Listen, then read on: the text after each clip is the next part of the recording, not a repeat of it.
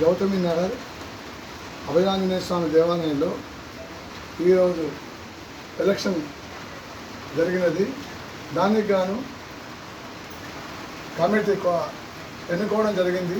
భక్తులు మరియు శాంతినగర్, హనుమాన్ నగర్, గౌతమి నగర్, ఎక్సర్వీస్ గ్రామం అందరూ కలిసి మళ్ళీ ఎవరు ఏంది అనే భావన చేత ఎన్నుకోవడం జరిగింది. మరి నాకున్న అనుభవంలో, నా 60 సంవత్సరాల అనుభవంలో ఎప్పుడు దేవాలయంలో ఎలక్షన్ అనేది జరగలేదు. ఇది మొదటిసారిగా నేను చూశాను.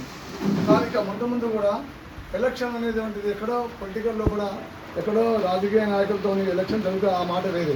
కానీ పరమ పవిత్రమైన దేవాలయంలో ఇక ముందు ఎలక్షన్ జరగకుండా అందరు కలిసి ఒక దగ్గర కూర్చొని మనం ఏ విధంగా చేస్తాము, ఏ విధంగా దేవాలయం అభివృద్ధి కొరకు పాటుపడతాము అనే భావన చేత అందరూ ముందుకు వచ్చి ప్రేమ అనురాగం తెల్లాలేస్తే మనం అందరం ఒక కలుసుకుంటాం, చూసుకుంటాం, ఒకరికొకరు చూసుకుంటాం. కాబట్టి మనం ఎవరికి ఎటువంటి భేద అభిప్రాయాలు రాకుండా కోపతాపాలు పక్కన పెట్టి ఎవరైతే మంచి వాళ్ళు చేస్తారో మానవ సేవే మాధవ సేవ, ఎవరైతే ప్రజల గురించి జీవిస్తారో సేవ చేస్తారో భగవంతుడితో సమానం అని వేదాలు చెప్తున్నాయి.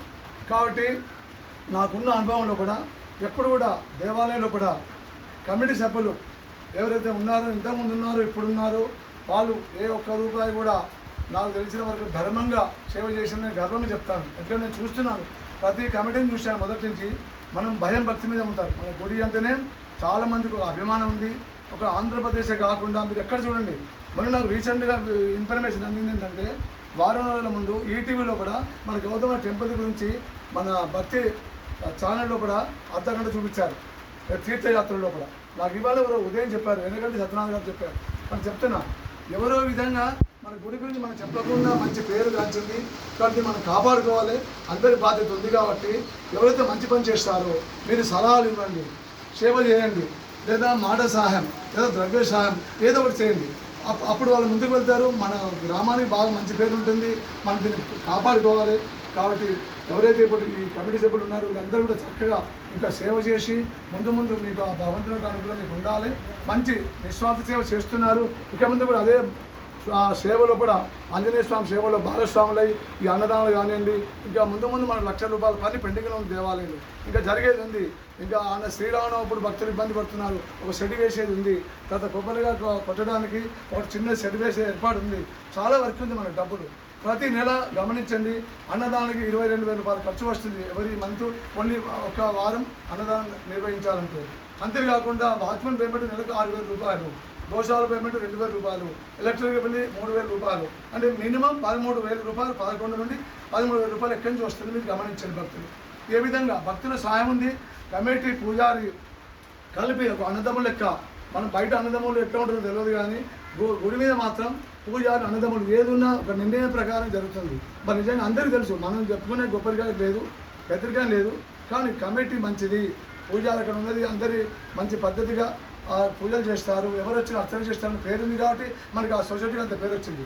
కాబట్టి ముందు కూడా మనం అందరం కలిసి కమిటీగా ఉండి మరి ఇప్పుడు ఉన్నటువంటి మాకు కమిటీ ఎవరైతే సభ్యులు ఉన్నారో మరి ఒక్కరి పేరు అనుకోవద్దు.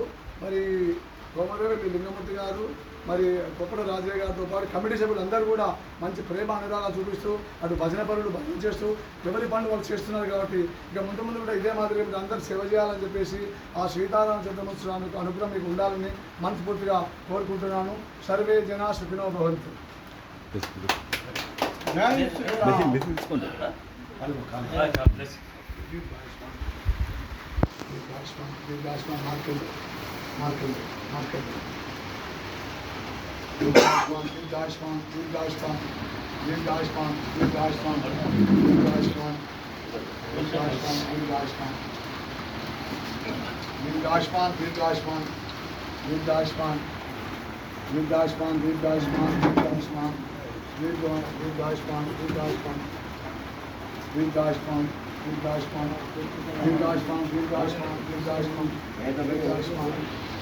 సత్యం